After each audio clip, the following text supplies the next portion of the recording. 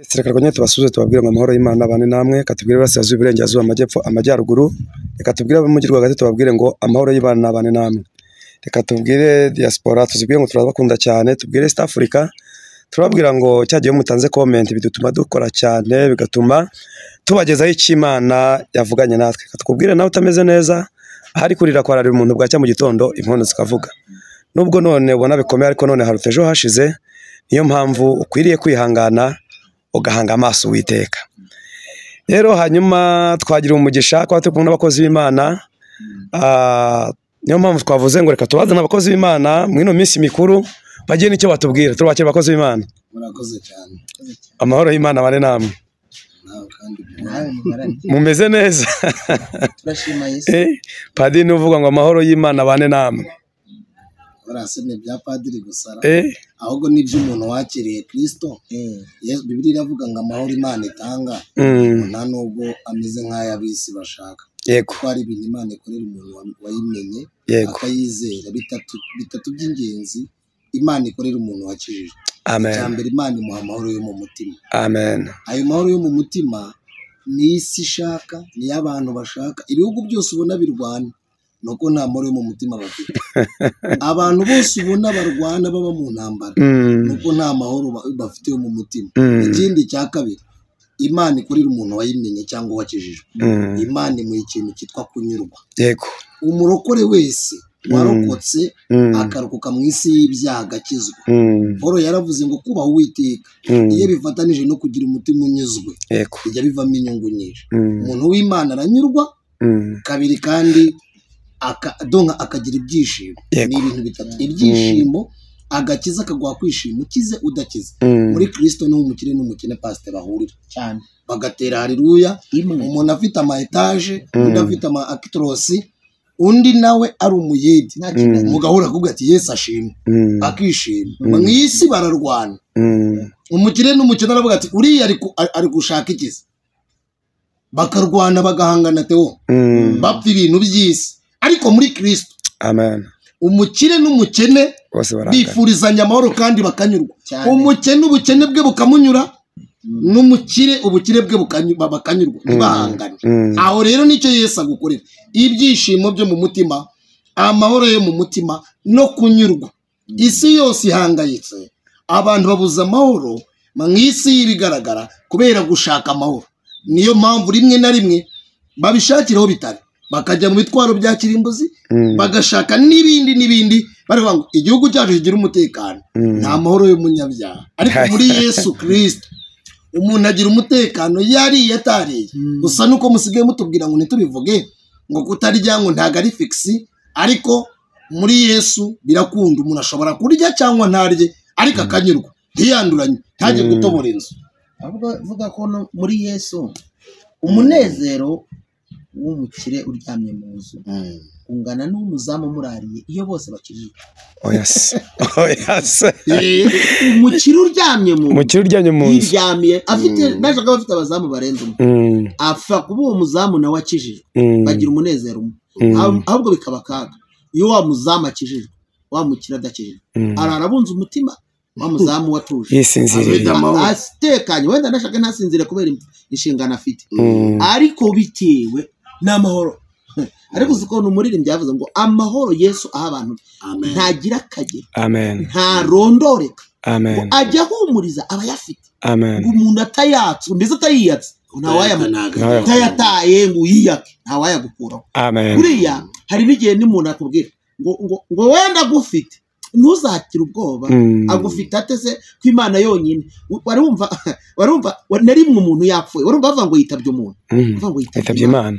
Kubera titaba umuntu, ariko nyijana naza ndibuze kuza kubabaza impamvu atitaba umuntu uko nta muntu wagukura Imana itamuguhaye.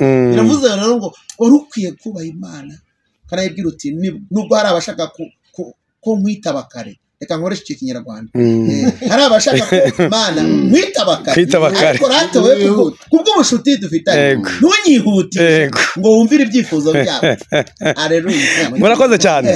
Yego, hanyuma reka mbakire rero kugira amaze mwibwira abakunzi bacu kugira tunabwire nawe utarakora subscribe kuri Mosi TV wabarakererewe. Nkunda kubivuga ngo udaye umuntu subscribe ntabwo imvura yakunyagira uri ku rukuta rw'inzungu akugamisha. Tanga subscribe, share, like, comment kugira bisho kugenda neza. Niyo mpamvu twakoze ibishoboka byose tavuga ngo reka tubazana abantu mu mavuta y'Imana kandi ni ukuri nanjye ubwanjye ubashyize imbere ya kamera bagahonda bizeye bari mu mwuka w'Imana. Hanyuma uze no kubaza muri comment. Amen, amen. Yego, murakoze cyane. Hanyuma rero kadutangire sinzi mba turi butangire kwa Mushumba tugera kwa Drie cyangwa aho duhera hose nta kibazo. Icyangwa nuko ari abana b'iki b'Imana. Karibu ngemeraho ubundi tukamo nkuru pastor tukamo nkuru. Yego, ngewe nitwa Reverend Pasteur Moise Sindayigaya. Yego, nkunda abantu b'Imana. Amen. Hanyuma rero Adriane ndamukunda.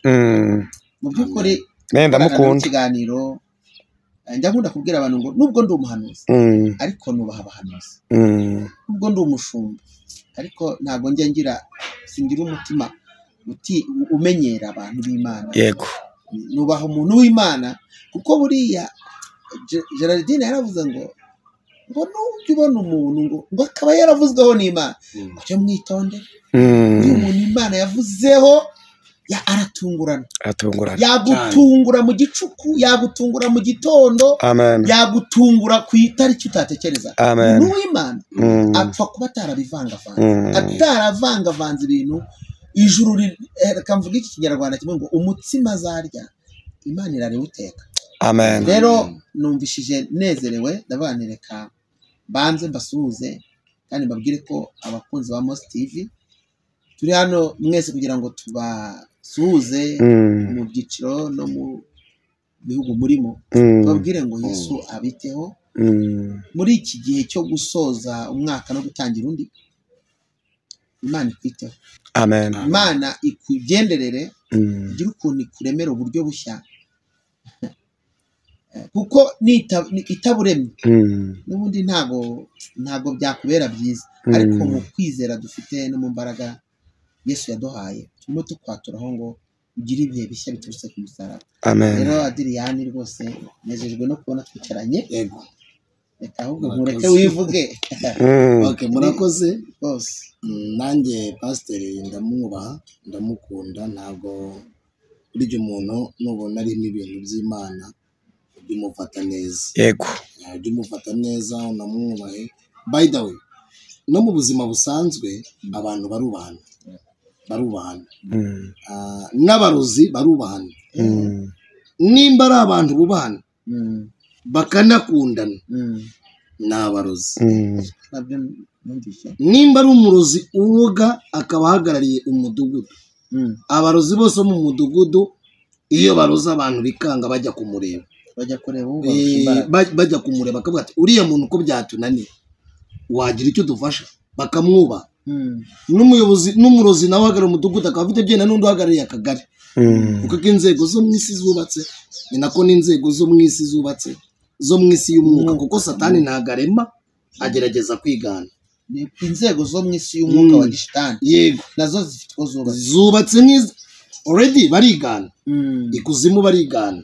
Nimba mu ijuru twuzura umwuka wera, mu isi y'umwuka buzura imyuka.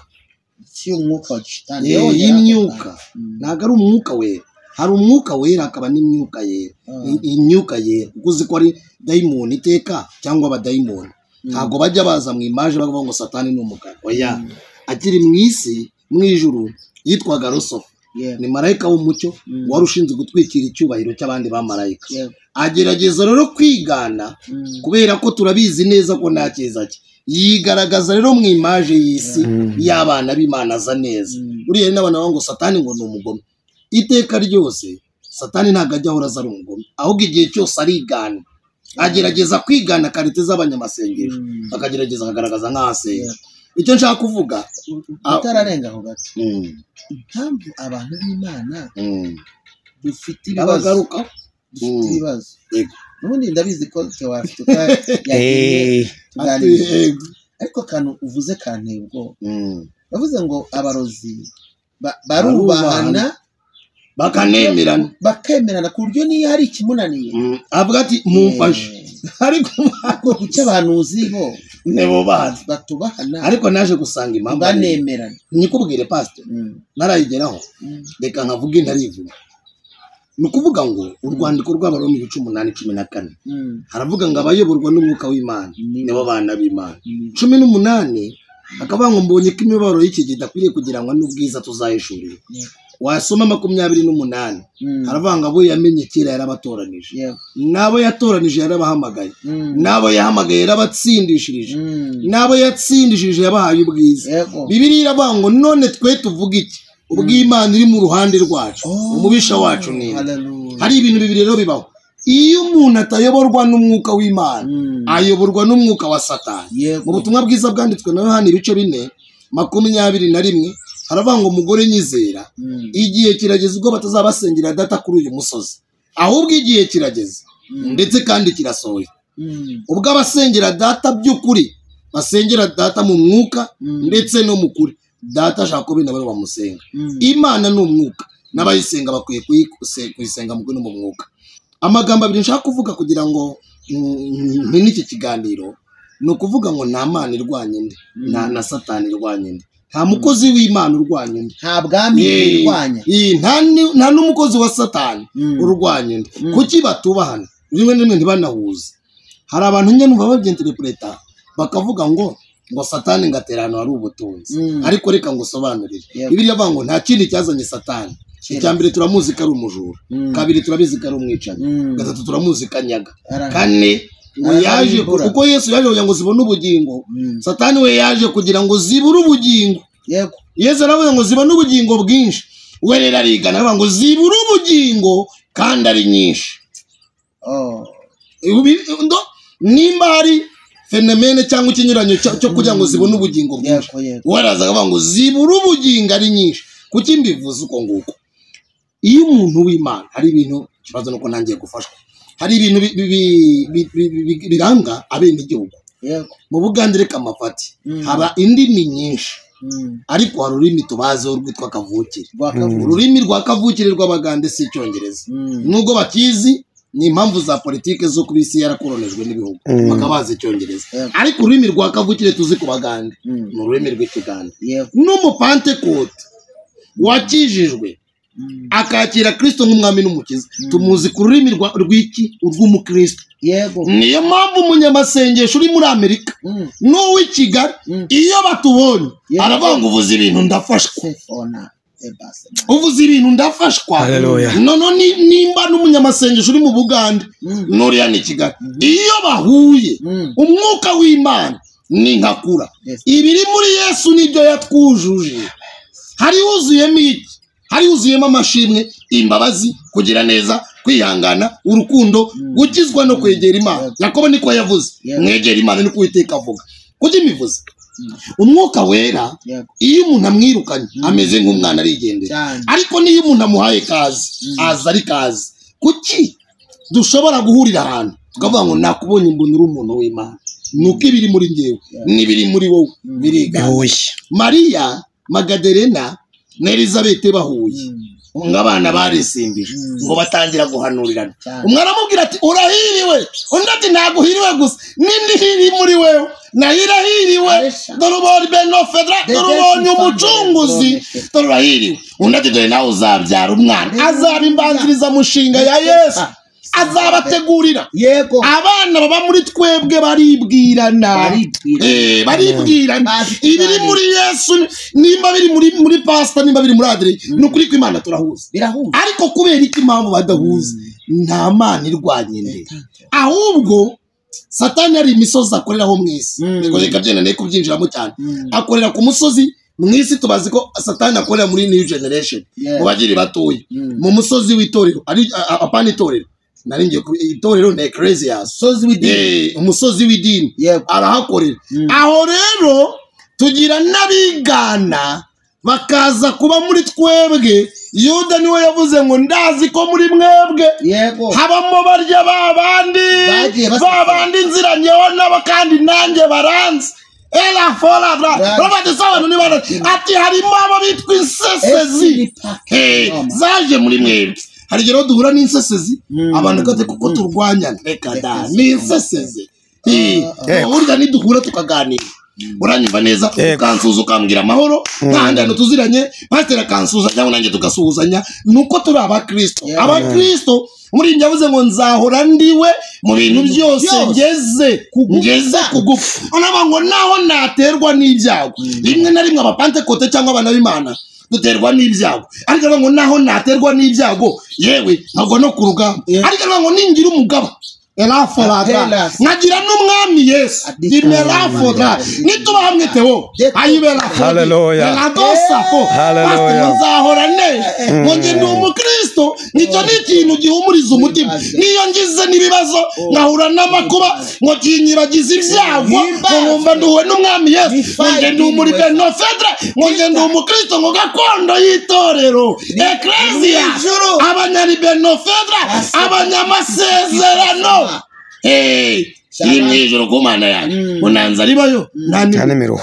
aba kuvuga nitwa diri habarurema ndi mwene so naho ubundi nta bindi nako najaga kuvuga nikiranga bene gihugu n'ururimi rwakavukire bihoya ntago ibyo tuvuga tubyihiringamo hoya Yesu ndamuzi nanjye aranzi nimba mutunze abana iyo bahuye baraganira bakaganira nuko Mariya Magdalena na Elizabeth barababyara ariko abana baravuze ngo ndumva nahanurinda undati nawe nderetswe agiye kuzabanza azavuka nyuma y'amezi 6 undati ariko nawe nimbanziriza mushinga natunganye inzira nimutunganye inzira ndababatirisha amazi ariko nyuma yanjye Elafodra azababatirisha umuriro Imana tubatize mu izina rya Yesu azababatirisha Saint-Esprit the power of God imbaraga za mwuka we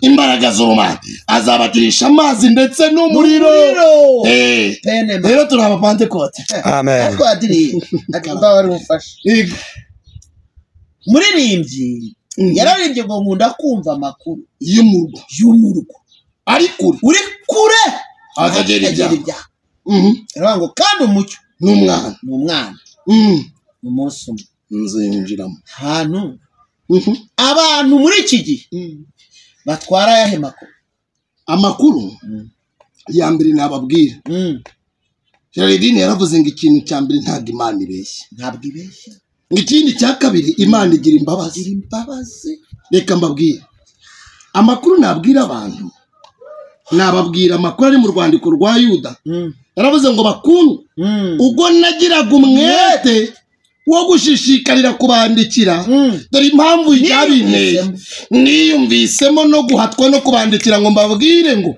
murwanire ibyabera abera bahawe rimwe gusa abantu benshi barahuze abavuga butumwa benshi turahuze abashumba rimwe na rimwe bararangaye barahuze ariko hari n'abandi hari Elafodra hari n'abandi Imana yavuze ngo nzi intama zanjye muri Matiyo ibice 7 yaravuze ngo nzi intama zanjye usibye no kuba nzizi nazo ziranzi iyo zumvishijwe iryanjye ziranyitaba ngo ntago ari izo ntama gusa kandi wari n'izindi ziri ahandi hantu mwe mutazi akantu nshaka kubwira abantu muri uyu mwaka tugiye kwinjira muri 2025 ngira ngo ejo tuzaba twayinjiye mu kanya nuko nababwira ngo nimushishikarire Imana yamaye ubutumwa irambwira ngo Adrien giye numbwirira abantu ngo agakiza kagiye kuryoha agakiza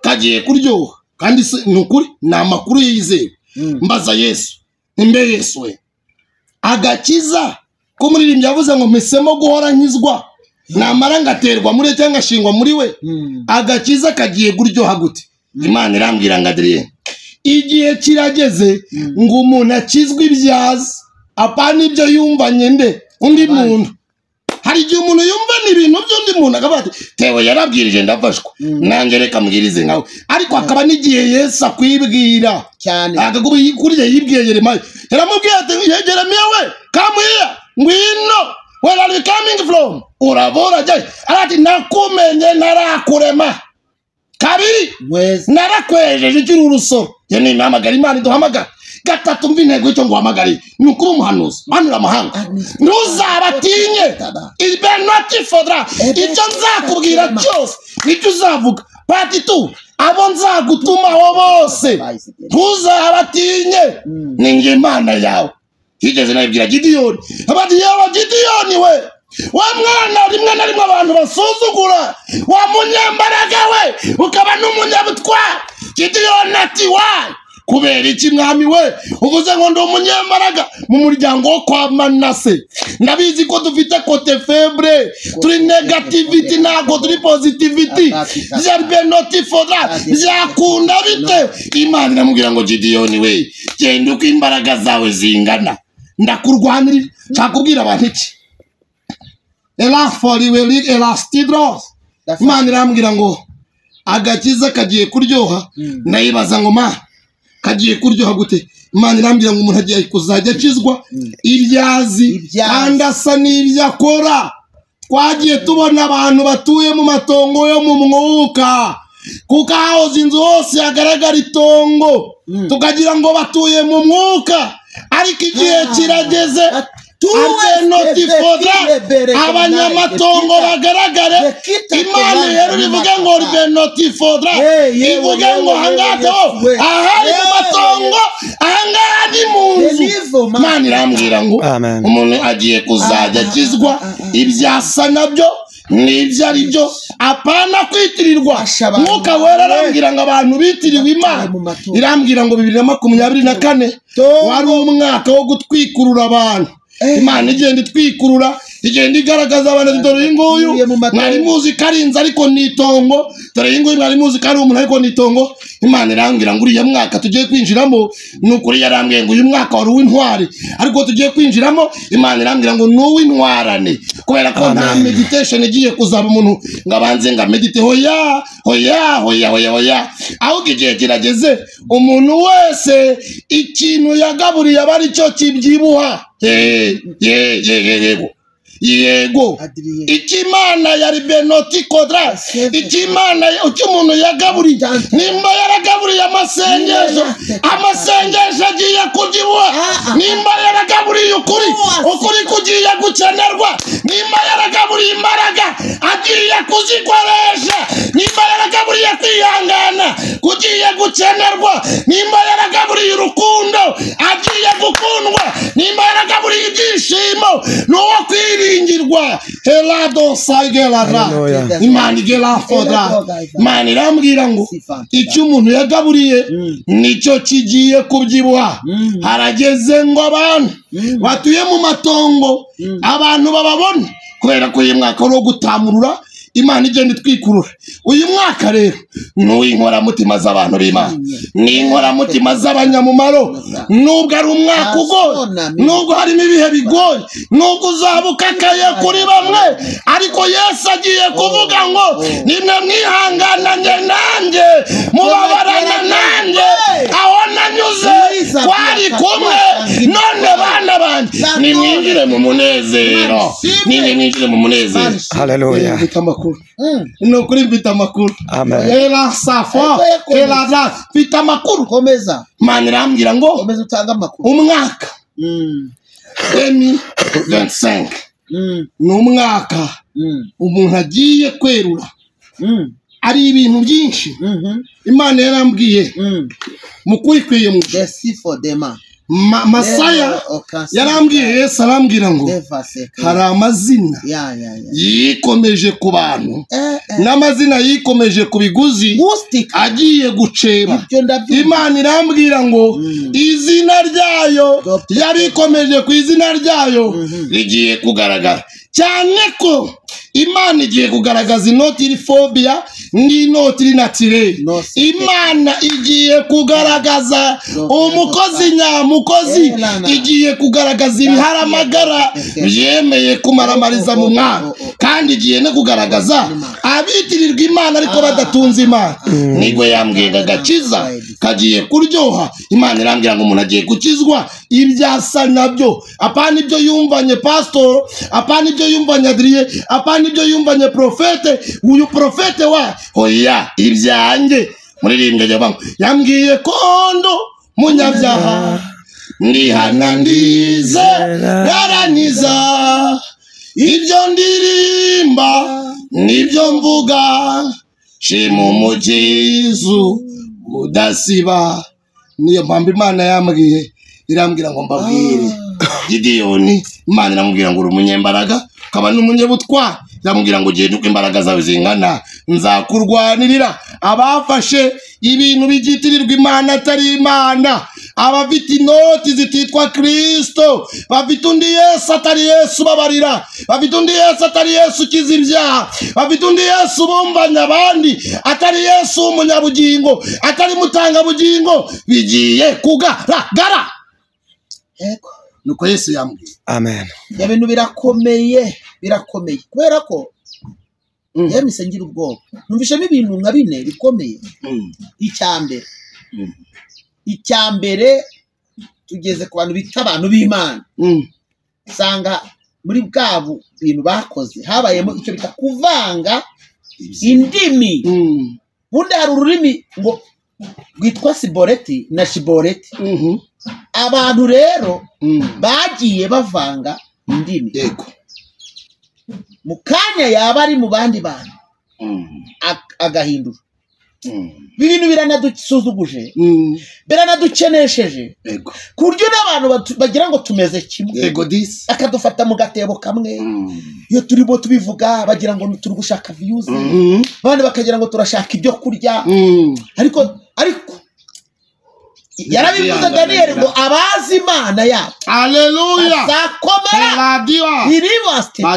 niba mara gukomera bakora iby'ubutwari iki kintu kineye umubabaro abantu b'Imana baravangavanze icya kabiri nababaye cyane ewe abantu basigaye ngo batuye mu itongo mu matongo yo mu mwuka Imana yambwiye pe abantu batuye mu matongo yo mu mwuka nahise nkurura sanga hari abantu batuye mu matongo y'ijambo bahoranye ijambo ariko ubu ntibakigira ijambo basigaye mu itongo ry'ijambo ndababaye kabiri hari abantu bahoranye ubuhanuzi pana pirate none ubu basigaranye amatongo y'ubuhanuzi yego uko nakandagiye ibanga reka ndikumenere umukozi ku murimo niwe Imana yemera nari umugabo nabwigihabwa intebe yego nari umugabo nabwigihabwa intebe Imana ikura abantu matongo by'amatongo hari abantu bari bafite icyo bita ubutware bwo gutegeka yego none basigaranye amatongo yo gutegeka hari abantu bari abayobozi muri ubu bwami bwa Kristo none ntibakira abayobozi basigaranye amatongo y'ubuyobozi ayiwe Yesu we uturengere amen uturengere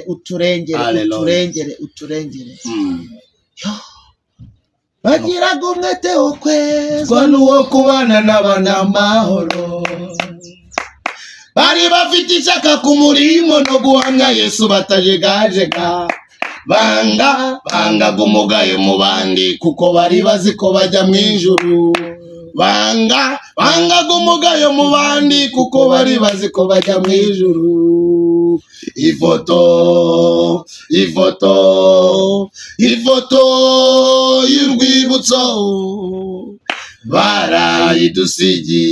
barayidusigiye twakoranye nabo twagendanye nabo twasenganye nabo dore urwibutso badusigiye bagiraga umwete wo kwezwa n'uwo kubana n'abanyamahoro bari bafite ishyaka ku murimo no guhamya Yesu batajegajega bangaga umugayo mu bandi kuko bari bazi ko bajya mu ijuru. Bangaga umugayo mu bandi kuko bari bazi ko bajya mu ijuru. Mahoro bari bafite ishyaka ku murimo no guhamya Yesu batajegajega. Bangaga umugayo mu bandi kuko bari bazi ko bajya mu ijuru. Bangaga umugayo mu bandi kuko bari bazi ko bajya mu ijuru. Ikintu natinye ni aya makuru y'ijuru. Yego. Abantu ntibashaka kuyumva. Yego. Abantu barashaka ngo bababwire nyamara wowe uraruhutse, ikintu bari gushaka koza ubukwe bwihuse, ugiye mu mahanga, bari gushaka bana bawe baziga mu mahanga, uzajya ugendera mu cyogajuru no mu ndege, uzajya mbese uzajya usimburanya indege nk'utega tagisi. Amakuru badashaka nubwo akenewe, bari gushaka bamere nk'umwami. Yego. Umwami yaravuze ati Imana igiye kwibutsa abantu ibyaha bakoraga. Nta handi rero igiye gukorera mu mwuka w'abantu batumbira, bavuga tumva iramati y'Galeyati ndayibutse naho nahacu. Katujye kuri bamenya ubundi twumva icyo atubwiye ngo barabazana barabatumva dutera iramati y'Galeyati Uwiteka aratugabiza. Umva tumva umwami aravuze ngo mbuka umwami avuze Uwiteka aravuze ati iramati y'Galeyati narakugabije, ariko ntibikuraho amakenga y'umwami w'Ubuyuda bita Hezekiya. Yego. Hezekiya araza baratumva nta wundi muntu twabaza mubu bwami atariko ndabizi arahari nubwo atagira ibyiza. Alo mugiye gukumbura ibyo twavuze n'ibyo Imana yababwiye kuko agakiza kagiye kuryoha. Agakiza k'umwambaro w'idini, ak'umwambaro w'amatayito runaka n'inshingano runaka, iminsi igiye kukambura abantu. Pastor ni ukuri ko iyo mwijuru yaremye ijuru n'ikintu kiri mu muntu kigiye kubyibuha. Icyo umuntu yagaburiye niyo kigiye kubyibuha. Niko Imana yambwiye. Icyo umuntu yagaburiye ni ukuri kose ni amakuru yizewe. Icyo umuntu yagaburiye nicyo giye kubyibuha. Mikaya yagiye kuvuga tumva mbonye ingabo z'Abayisiraheli zitatana nk'impehe zitagira umutwaro, baramufunga ariko nta kizatuma aho amaraso ayimbwa zarigatiye amaraso ya Naboti nta gituma nahabu atari buze kugwa mwaririya gare. Icyo nzi cyo abanyamuma abantu bomatanye na Yesu zabuza kimbwa zizajya Yezebeli bagiye kugaragara, ndetse na Yezebeli abahanuzi ba Yezebeli n'abahabu bigiye kugaragara. Abo ni abahanuzi b'ibiguzi bahagaze mu mwambaro w'amakote. Kuvuga umuntu ni byiza no kumuvuga neza ni byiza, ariko Imana igiye kubarana n'abantu. Naguhaye umwanya wo kubwiriza ijambo ry'Imana, naguhaye umwanya wo kuvuga pasitoro neza isaha, wamuvuze neza kuri telefone, uramuvuga mu bakristo nicyo Yesu avuze. Oya, dukeneye kumva amakuru y'umurwa, apana amakuru twumvanya abantu. Yesu agiye Petero agiye kweru ugatumva mu byize. Iyi ni isaha ya gatatu y'umunsi usoye. Urya Yesu mwishe mukamubamba, nugiye gutungura abantu. Biravuze ngo abantu bahawe umwuka wo kuyobya abantu, baba barangariza yego mu bintu bitari ngombwa cyane. Umwuka w'ubuyobe, impamba y'urugendo yibagije abantu intego. Ikindi abantu Imana yarabazamuye barangije basiga Imana bajya kwivuga. Ukizi mumu azikubitira abantu. Reka nkubwire rero, tugiye gusenga nuko sengera abantu. Yego. Kuko nasomye Bibiliya irambwira ngo icyo gihugu naho cyaba kirimo Yobu, Daniyeli, ego, nande na Mose. Iravuga ngo gukiranuka kwabo, ndababwiza ukuri ko gukiranuka kwabo kwakiza ubugingo bwabo. Reka dusenge twinjire mu gihe cyo gusenga. Nibura Imana irokore, Imana igira abantu irokora binyanga. Hanyuma wenda ntihazabura bazajya bumva aya makuru. Haleluya.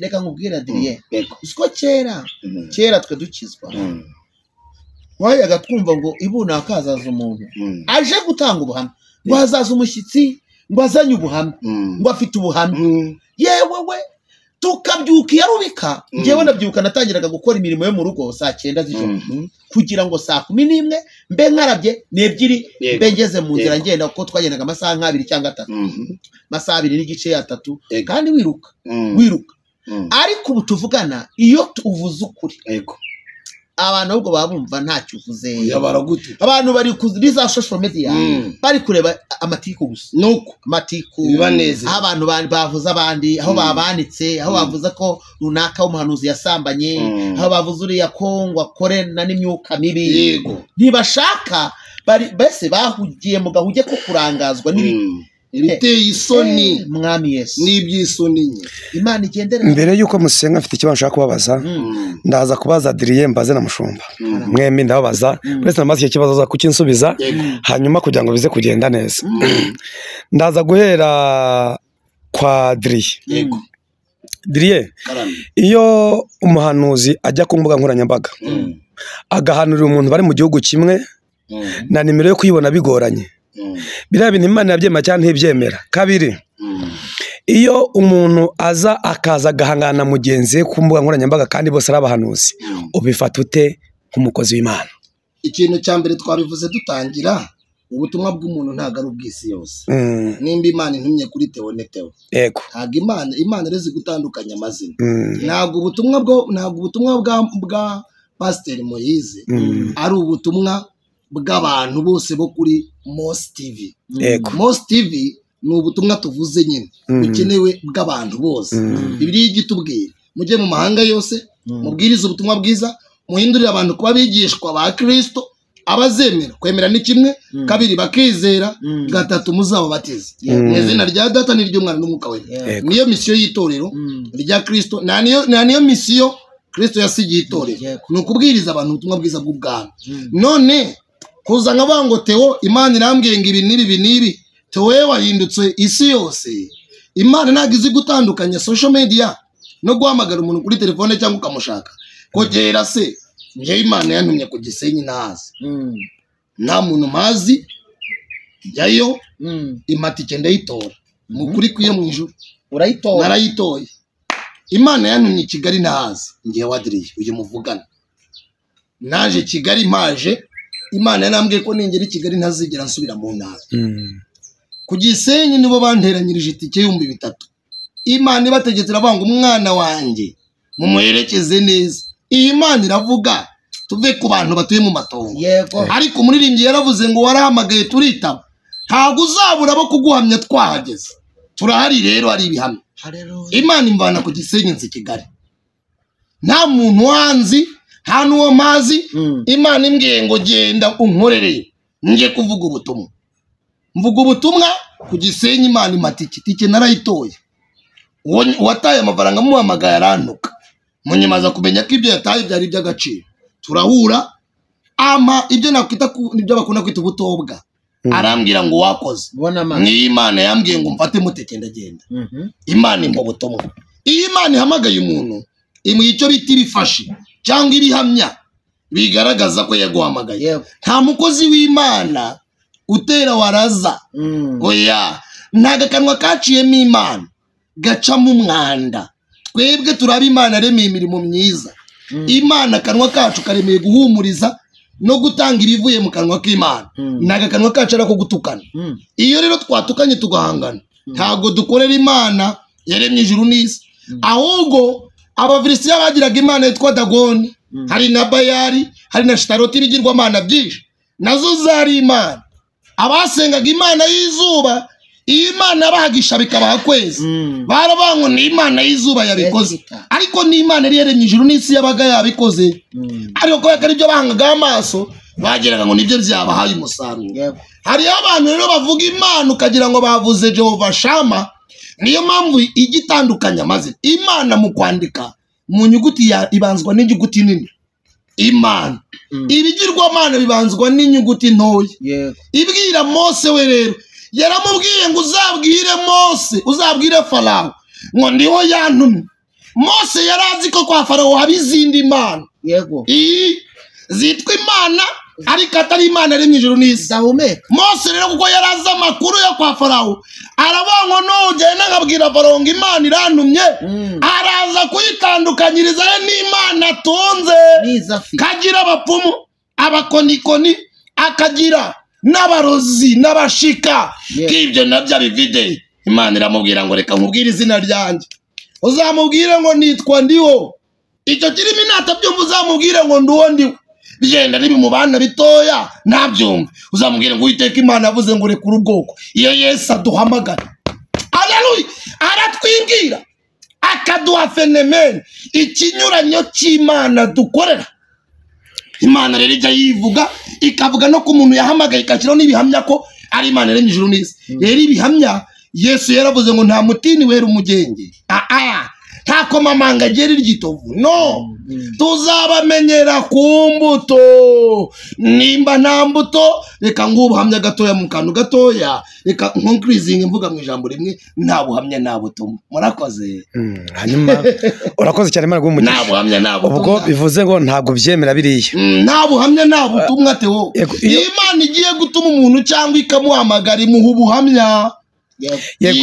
None umuntu afite ubutumwa bw'Imana adafite ubuhamya bw'Imana ntago biba mwabikuye.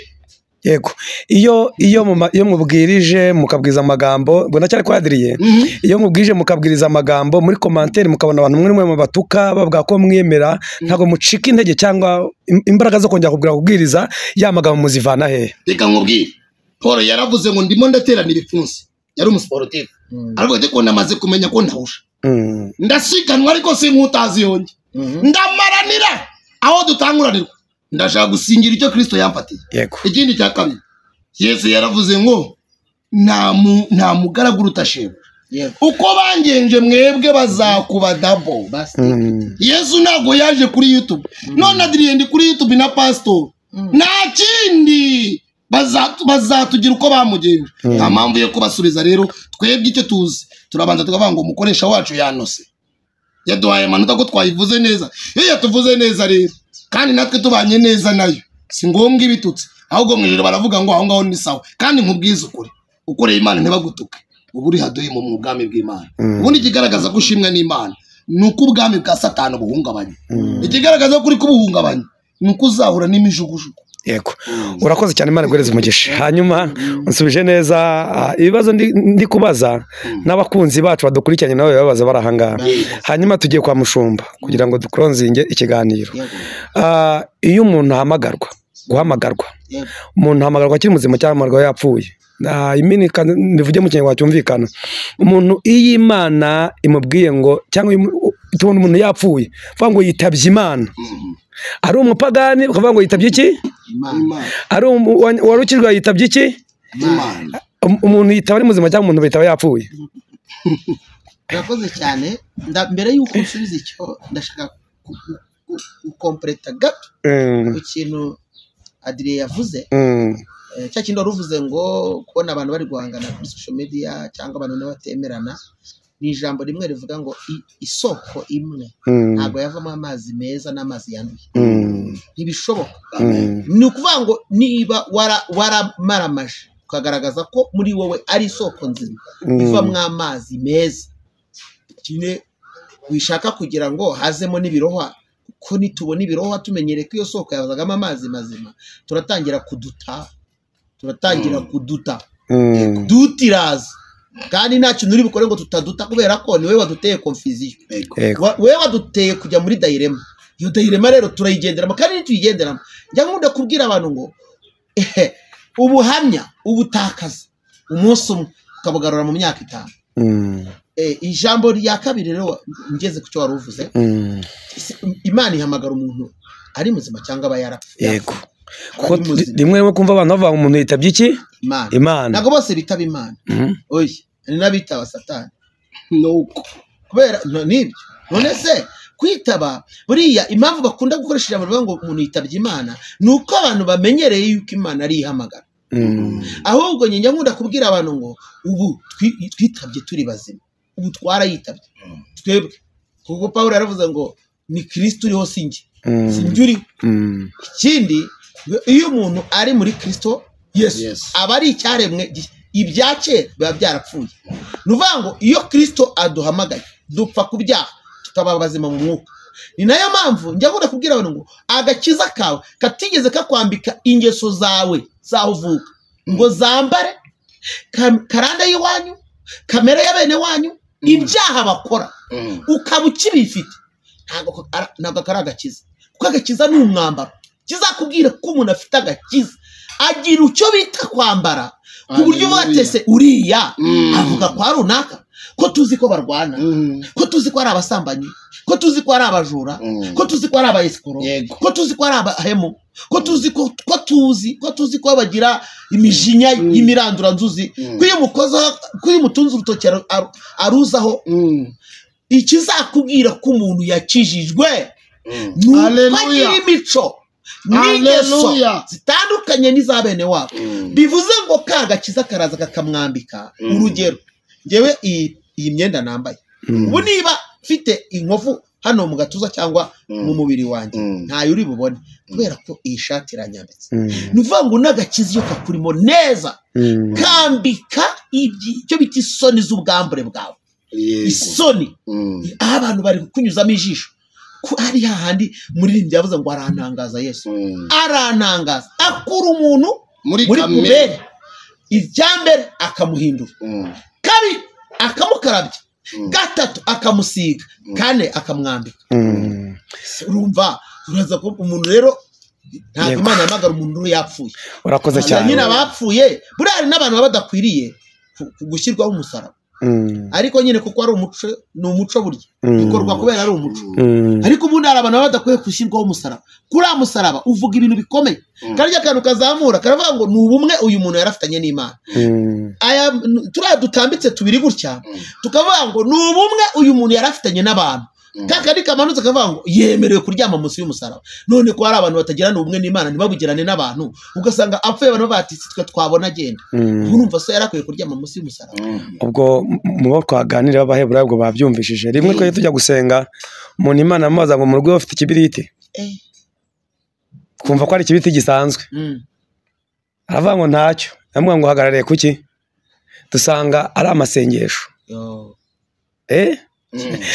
Yego. Hanyuma rero reka nongeye maze ikindi kibazo kimwe cyonyine gusa mfite nsoza ibibazo nari mfite kukubaza n'abakunzi bacu babaza.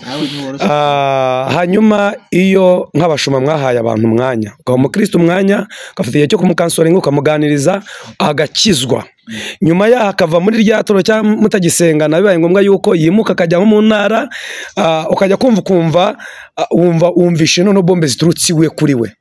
Nubwo yansengeye yari umupagani, nubwo yansengeye yakoranaga n'imyuka mibi, ibintu mushobora kubyihangana gute kugira ngo mubone imbaraga zo gukomeza kuvuga ubutumwa bwiza, kandi n'undi wese ubagezeho ntabone cya gikomere, ntabonane cya gikomere. Yego. Nakoze cyane, ndabisubiza mu buryo bubiri. Cya mbere Adrien yakivuzeho, yavuze ngo nta mugaragu uruta shebuja. Bivuze ngo uramutse ukoze umurimo utagira ibintu bagutera by'amacumu, ntago waba uri umukozi w'Imana. Kubera iki? Na Yesu bamwise Bezebuli, bamwita umukuru w'abadayimoni. Aho ngaho nanisegure ntituze gufavoriza abantu bakorana n'imbaraga bahashye. Yego. Ngo bitwaze ko abantu babavuga, hari ibyo bavuga ari ukuri, bavuga ko ufite amabingo yafite bazaba bakubeshye. Yewe nubwo ndi umushumba sinzaborohera, nukuri zabavuga. Abantu baje gutoba batuma turuha dusenga, dukomeza dusenga. Ubundi wari ukwiye kuba muri uyu murimo wa Kristo, nawe uri umuhesha w'umugisha. Ariko hari abantu bashinzwe kujandika abantu no kubahamba ikuzimu, tukahora dusayura turwana nabo, tugahora mu masengesho yo kwihiriza ubusa, uririra itorero, uririra umuntu w'Imana. Kubera iki? Yahuye n'umupfu wanze iby'ijuru, kubera ko yabonye bigoye. Ibintu by'ijuru bigira protocole, bigira na condition. Kubera yabonye ko kubigendamo bidashoboka, yashatse kuba uwigenga. None arabati ntacyo kugira ngo abantu batazambura cyangwa nkabura abo shaka, reka njye guhaha nkomeze, ninjya mpura nabo njye mbajisha soko mbura mumaro. Ajya ku isoko mbura mumaro. afite ibyinaha ariko ntagira ubumwe n'Imana, ntabwo afitanye amakuru y'ijuru, ibyo afite ni ibyinaha. Ni nayo mpamvu akenshi muri bo bene abo ngabo ntibajya bavuga iby'ijuru, bavuga ubugingo, ntibavuga icyaha, bahora bavuga ibyinaha gusa, bakumbuza abantu imitima y'intanga. Nzabavuga yego hanyuma Imana ishimwe, Imana ishimwe. Abo ntabwo tuzaborohera, tuzabavuga. nayo yaravuze ngo kurinda mpfa sinzikuraho kuba inyangamugayo, nzari ibyiringiro byanjye nzabimanuka, nibyo tuzabimanuka. Kandi ntabwo dutewe ubwoba nubwo hari abantu turi kumwe duhuje izina, duhuje inshingano, duhuje umuhamagaro, ariko ntabwo duhuje ijwi, ntabwo duhuje ijwi. nta nubwo reka mvuge ngo iyo bajya niyo tujya ntabwo ari hamwe, yego ntabwo ari hamwe. dove kise icyo rero uvuze, icyo uvuze wa mukristo ngo imbaraga nzikura none se imbaraga z'umutima, ugomba kugwiza imbaraga z'umutima. Ikindi ugomba kumenya ko Yesu yaguhamagaye arakuzamura akagukuza utarakura. Ndetse ni kuki Petero yavuze ngo mwitoze kunywa amata y'umwuka adafunguye kugira ngo abakuze abageze ku gihagararo cya Kristo. Igihagararo cya Kristo ni uko Kristo agira ubwenge bw'Imana, agira amaso areba kure, agira kwihangana, yemera gutukwa kandi ntave mu ntego, ntave no muri objectif cyangwa se mu ntumbero ye, akomeza gufokasinga ku cyo ashaka. Igihagararo cya Kristo, Maruko azana inkota n'icumu byo kumutera, ariko bamucugutwe akagusubizaho kandi agakomeza misiyo. Mu gihagararo cya Kristo, ariko ndafashijwe mu gihagararo cya Kristo, mu gihagararo cya Kristo urabeshyirwa kuzura umwuka Yesu bamutera icumu, uwamuteye icumu ijisho rigahumuka, Kristo agakomeza kuba Kristo. Igihagararo cya Kristo aravuga ngo ngiye kuba uko ashaka, ahubwo bibe uko Imana ibishaka. Yego mu gihagararo cya Kristo aravuga ngo sinsaba kubakura mu isi, ahubwo ubakize umubi. Ni ijambo risobanuye rero ngo iyo uri umukozi w'Imana, niki yakoreye Yosuwa? Yaramubwiye ngo guhera uyu munsi ndatangira kugukuza mu maso y'Abisiraheli, nk'uko nabanaga na Mose niko nzabana nawe. Imana iyo iguhamagaye iragukuza. Ubundi nubona umuntu ukiri mu tuntu tw'utudoritori, mu tugambo tw'inaha, ahangana n'abantu, umuvuze wese bibinduru n'urusaku, uzamenye ngo ntarakura. Iyo wakuze urenga amaso y'ibyo ureba ukareba Kristo, cyane ko misiyo yawe, reka nkubwire, misiyo yawe iyo ushatse kureba ku biri inaha no gutinda ku bantu, birangira utayigezeho, ntabwo uyigeraho. Yego hanyuma rero ka dusoze ngiye kuvuga akantu kamwe konyine gusa, mwese mwaza kutubwira, ndumva ibibazo bari byinshi, reka n'abakunzi bacu bari tubwira dukwiye kubaza. Yes, tuzagaruka. Hanyuma iyo tubona Abongereza yaravuze ngo if we don't to change the change will change you. Yes, wanga guhinduka, impinduka zizaza kandi uzahinduka. Yes, if we don't to change the change will change you. The change will change you. Hanyuma rero nsoreza kuri aka kantu kavuga ngo ko turi kubona abashumba benshi cyangwa abahanuzi benshi ava kuba yavuye gusamana cyangwa ngo inzoga, ntatinye uruhimbi rw'Imana. Nge nkizwa mbere niyo watoturaga igishyimbo cy'umuntu ntiwajyaga mu rusengero ataguhaye imbabazi, waratinyaga. ni ugutinyuka ubwami bw'Imana cyangwa biguterwa n'abako bashumbye amatorero. Sinongera kubaza. Yarabivuze, reka tukekwerwa dutinya. Yaravuze ngo mu bihe bya nyuma umenye ko mu minsi y'imperuka hazaza ibihe birushya, nicyo ni igihe. Na Paulo yaravuze ngo nta waba umusirikare wa Kristo ngo kandi yishyire mu by'ubugingo by'inahanga babakinejeje wamwandekeye igisirikare. Aramubwira ngo ubwirize ugire umwete wo kubwiriza ubutumwa bwiza mu gihe gikwiriye no mu gihe kitagukwiriye, kuko mu bihe bizaza abantu bazigwiriza abigisha bajyanye n'irari, bazita ku buryarya bw'abigisha. Muranyumva neza? Inyigisho z'amarangamutima naho ziva. Murakoze cyane. Uretse we abantu bari gutinyuka uruhimbi, kandi n'utuvuga uruhimbi abantu ntibahite bareba abapasiteri, ntibarebeye kwa njyewe gusa, barebe ko n'abaririmbyi nabo bajya ku ruhimbi. Yego, n'abadiyakoni bajya ku ruhimbi, yego, n'abavugabutumwa bajya ku ruhimbi, n'abashumba bajya ku ruhimbi, n'abakristo bajya ku ruhimbi. Ntibajya gushima se no gutura, nese wa mukoresha w'ikoro ngo ntiyatinye guhinguka hera ngo akikomanga akavuga ati ngewe sinkuriye no guhinguka ariko umufarisayo ngo yaravuze ati nge simeze nk'abariya dufite abantu rero koko bahatinyutse ariko ni amagambo abiri gusa ashaka kuvuga umuntu amenye abantu bose babimenye nunabona watangiye gutinyuka ahera h'Imana udafite ubwoba uzamenye yuko wahuye n'urupfu hari impfu ebyiri hari ugupfa umuntu akarangira bakamurenzaho itaka hari no gupfa umuntu ahagaze hari abantu bapfuye bahagaze kubera ibya bihano bya Eri Imana yamuhaye ibihano bitatu igihano cyo gukenyuka igihano cyo kudafashwa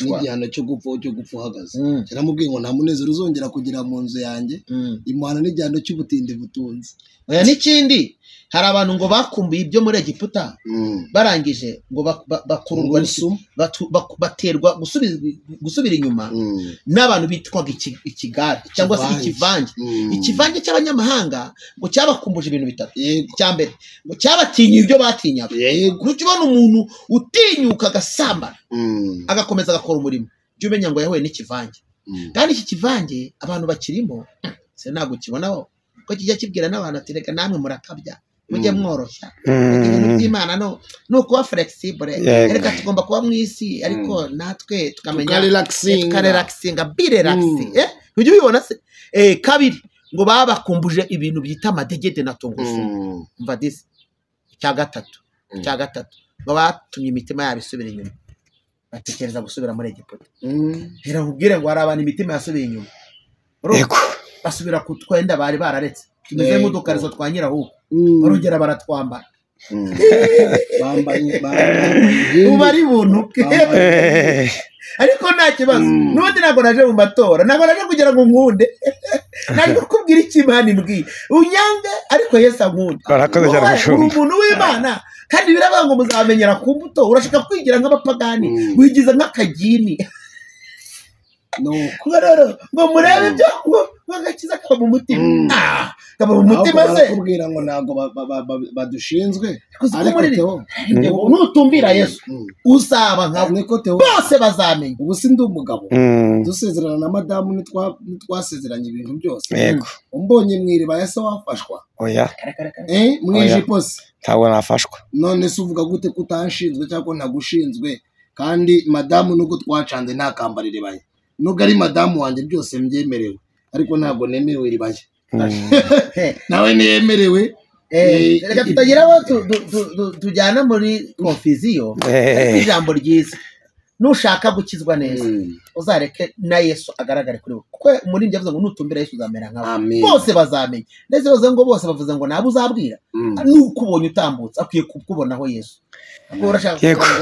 reka tubashimire reka tubashimire urakoze kutubaza ibintu bikomeye mwatubwirije neza abagutumye nabo ni abahanga Imana ibahe umugisha amen murakoze cyane reka tubashimire hanyuma rero nk'umutumwa wacu Adrien ijambo rimwe wabwira abakunzi ba Mos TV icyambere nabwira abakunzi ba Mos TV bahisemo neza kuza kuri Mos TV bakomeze baryoherwe n'ubutumwa bwiza bajye bashyigikira Mos TV mu buryo bwose Imana ibashoboje yego umushumba ijambo rimwe wabwira abakunzi ba Mos TV happy new year umwaka mushya thank you nukubifuriza nyine umwaka mushya muhire ndaza kubibabwira mu bundi buryo ariko ndabibifurije ikindi cya kabiri ni ukubabwira ngo nubwo ibihe biri gutenguha abantu ariko twe nk'abakozi b'Imana yahamagaye ntabwo twiteguye kubatenguha tuzakomeza kugendera mu murongo uwo Kristo ashaka kandi abumva ururimi tuvuga tuzagendana yego reka tubashimire reka tukubwire nawe mukunzi wacu wadukurikiranye utarakora subscribe ukora subscribe share comment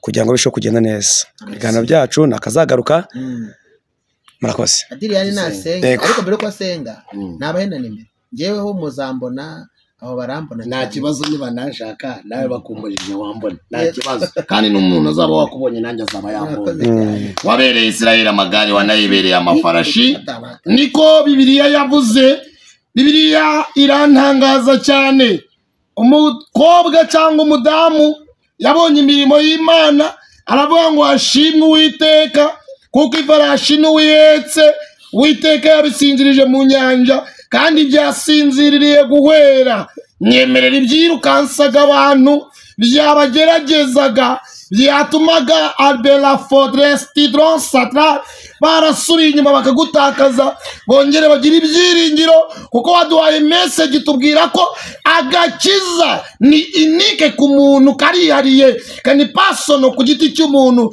kandi watubwiye ko agakiza kagiye guryo. Reka uryohere rero abantu baryoherwe n'ubutumwa bwiza, bongere bagira ishyaka ry'ibyima. Ela dansa de drosside mwami we ndaguhendenze kugira ngo batabare, shyigikira umukumbi wawe, abana bawe bagirire neza, abakozi b'Imana bari mu ibanga bameze nka Yosefu Marimatiya, ongera bagenderere itorero ryawe uri umugisha. Ublessing Theo abone blessed mwana neza, Imana ibe kuri we. Abantu bakurikiranye Mos TV, Imana ibahe favor, Imana ihire papa siza, yongere ihire avenir yawe, Imana ihire future yawe. Uyu mwaka ubabere umwaka w'umugisha, wembure mukozi wawe, komeye gira umushuma mwana, mwagurira imbaga amajya n'amazi, mugwiriza ubutumwa bwiza n'ihumure ryo kugira ngo ahe umukumbi wawe. Imana imwagurira imbago mu buryo bwose, Kristo yongere amwandi mavuta, imbaraga z'ubumana zongere zibe muri nk'uko n'ubundi ubana nawe. Ongera ubane nawe rero, wongere umwiyerege, natwe tugiriye neza, uduhembure duhembuke, Mwuka Wera abe muri twebwe. Data urakoze, elandiwe dra, urakoze karibyo uremye, urakoze ko duhembutse mu mbaraga za Mwuka Wera. Amen. Amen. Mugire umugisha mu izina rya Yesu. Amen. Murakoze cyane namwe, Imana ibahe umugisha.